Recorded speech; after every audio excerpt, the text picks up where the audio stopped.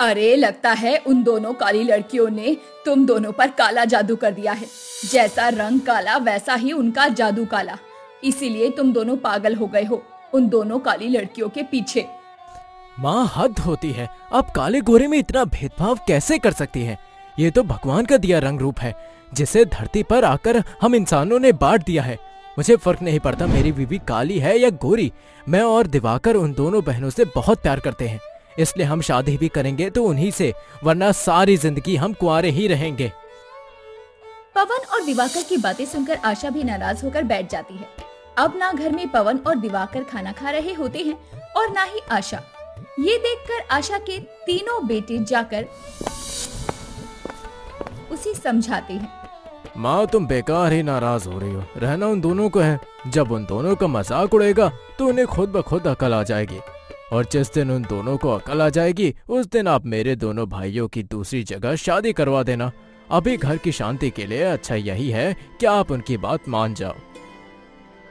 हाँ माँ, भैया बिल्कुल सही कह रहे हैं। क्यों घर में कलेश कर रही हो? ऐसे ही कलेश करती रही तो हम तीनों भाई का भी रिश्ता टूट जाएगा। सही कह रहे हो तुम तीनों।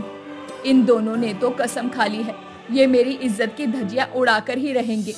मेरी इज्जत की धज्जियां उड़े, उससे अच्छा है कि मैं उन पागलों की शादी उन दोनों कल्लों से ही कर दूं। आशा अपने तीनों बेटों की बात मान लेती है। अब बहुत जल्द आशा के पांचों बेटों की शादी एक साथ हो जाती है। जहां आशा के घर में उसकी 3 गोरी बहू उसकी पसंद की आती है, तो वहीं 2 काली बहू आती है। मेरी 3 गोरी बहुओं ने इस घर में अपने शुभ कदम क्या रखे। देखो मेरा घर कैसे रोशनी से भर गया। हाँ माँ जी, हमारी तीनों जेठानी बहुत गोरी और सुंदर है। हाँ तो अब क्या तुम मेरी 3 गोरी बहुओं को नजर लगाना चाहती हो? तुम्हारी हिम्मत कैसे हुई अपनी काली जुबान से अपनी 3 जेठानियों को गोरा कहते हुए? जलती हो क्या अपनी गोरी जेठानियों से? माँ जी आप ऐसा क्यों बोल रही हैं? भला हम अपनी जेठानियों से क्यों जलेंगे?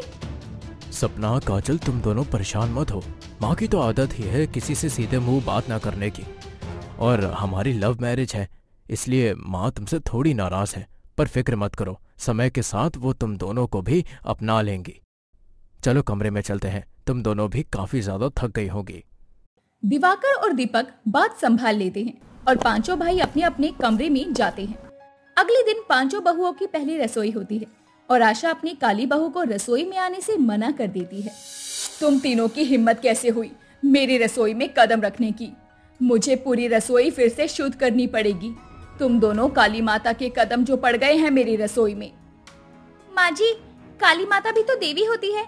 आप हमें माता का दर्जा दे भी रही हैं और हमें खरी खोटी भी सुना रही हैं। हम भी इस घर की बहू हैं, हमारी भी पहली रसोई है।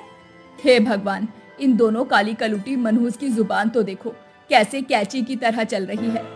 माँ जी आप क्यों भड़क रही हैं? अगर इन दोनों को इतना ही शौक है काम करने का तो करने दीजिए ना। मुफ्त की 2 नौकरानियां ही मिल गई हैं हमें। अब हम करेंगे आराम और इनसे करवाएंगे काम। तो हमारी प्यारी देवरानियों तुम ही खाना बनाओ। सही कहा बहू तुमने। ये दोनों काली कलूटी मुफ्त की रोटियां तोड़े मेरे घर में, ये मुझे बर्दाश्त नहीं। अब मैं अपनी गोरी बहू से तो काम करवा नहीं सकती, तो घर के काम यही दोनों काली कलूटी करेंगी। अब से तुम दोनों न सिर्फ रसोई संभालोगे बल्कि पूरे घर का काम भी तुम दोनों ही करोगे। माँ जी, अगर हमारे काम करने से आप हमें अपना लेती हैं, तो हम इस घर का क्या, दीदी के मायके का भी काम करने को तैयार हैं। इतना बोलकर दोनों काली बहुएं ससुराल में आते ही नौकरों की तरह काम करने लगती हैं और उसकी तीनों गोरी जेठानियां उनके साथ बुरा बर्ताव करती हैं। माफ करना काजल, तुमने अभी अभी फर्श साफ किया और मेरे हाथों से चाय गिर गई। मैं जानती हूँ दीदी, आपने ये जानबूझकर किया है काजल को परेशान करने के लिए। हाँ किया है जानबूझकर। तो तुम्हें ही बड़ा शौक है ना काम करने का, तो अब करो। इसी तरह तीनों बहू अपनी सास के साथ मिलकर अपनी दोनों काली देवरानियों का खूब मजाक बनाती। समय यूं ही बीतता है और एक दिन काजल और सपना बेहोश हो जाती हैं और उन्हें पता चलता है कि वो दोनों गर्भवती हैं।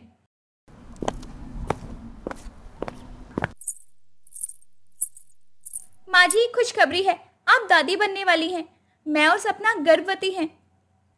माँ जी, हम भी आपको एक सरप्राइज देना चाहते हैं।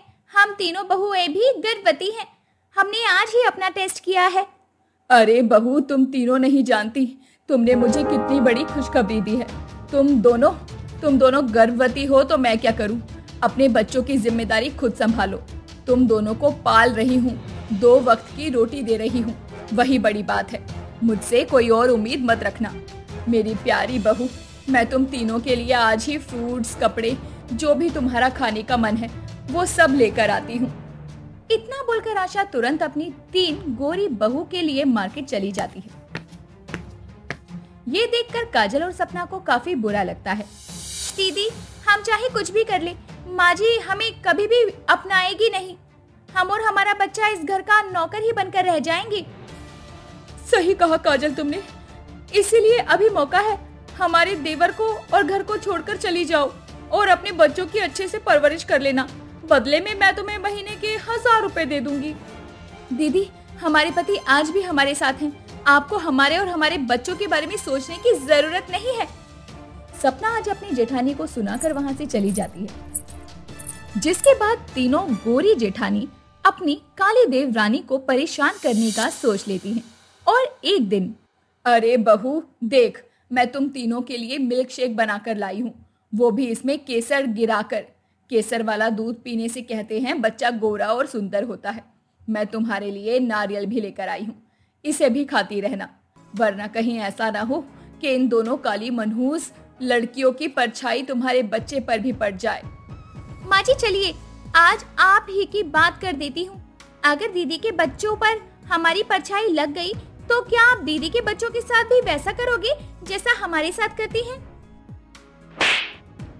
तेरी इतनी हिम्मत कैसे हुई जो तूने हमारे होने वाले बच्चों को काला कहा? भाभी, आपकी हिम्मत कैसे हुई मेरी बीवी पर हाथ उठाने की? माँ, मुझे लगा था कि समय के साथ आप हमारी बीवी को अपना लोगी, और जब हमारी बीवी माँ बनने वाली है तो आपका पत्थर दिल पिघल जाएगा। पर नहीं, रंग हमारी बीवी का काला है पर नियत आपकी काली है। देवर जी, थोड़ा सोच समझकर बोलिए। वो माँ है आपकी? माँ है इसलिए अब तक चुप था, पर अब और नहीं। मैं अपने बीवी बच्चों के साथ गलत होते हुए नहीं देख सकता। माँ ने अपनी आंखों के सामने आज आपको हाथ उठाते हुए देखा और वो तब भी चुप रही। क्या पता कल को माँ आपके साथ मिलकर मेरे बीवी बच्चों को मारने की कोशिश करे। इतनी नफरत है माँ के अंदर और आप तीनों के अंदर कि आपका बस चले तो अभी हमारी बीवियों का गला दबा दें आप। इसलिए अब हम और नहीं यहाँ रह सकते। काजल, चलो यहाँ से।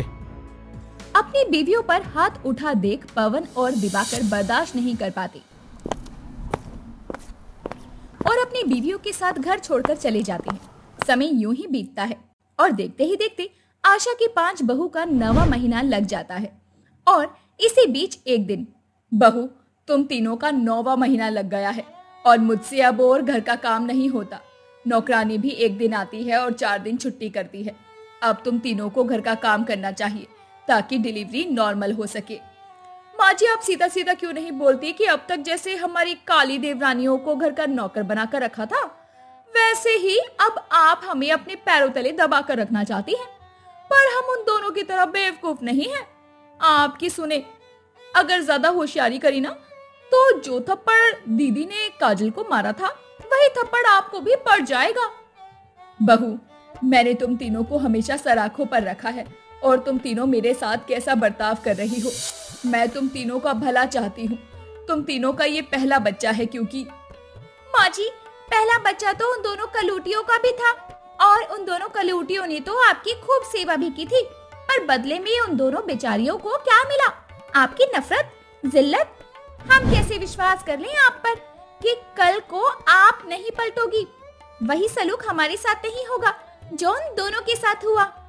इतना बोलकर आशा की तीनों बहू अपने अपने कमरों में चली जाती हैं और उस दिन आशा को अपनी गलती का एहसास होता है और वो बड़ी मुश्किलों से पता करके अपनी काली बहू के पास जाती है और उनसे माफी मांगती है। बहू, मुझे माफ कर दो। तुम दोनों का बस मैंने काला रंग देखा और तुम पर अत्याचार किया। असल में मैं जिस गोरी बहू पर मरती रही, उन्होंने आज मुझे आईना दिखा दिया। माँ जी, आपको अपनी गलती का एहसास हो गया और आपने हमें अपना लिया। हमारे लिए यही काफी है। अब से हम सब एक साथ रहेंगे। उस दिन के बाद फिर कभी आशा अपनी 3 गोरी बहुओं के पास नहीं जाती और बहुत जल्द आशा की काली बहू नॉर्मल डिलीवरी करती है और 3 गोरी बहू की ऑपरेशन से डिलीवरी होती है। जिसके बाद उन तीनों गोरी बहुओं का घमंड टूट जाता है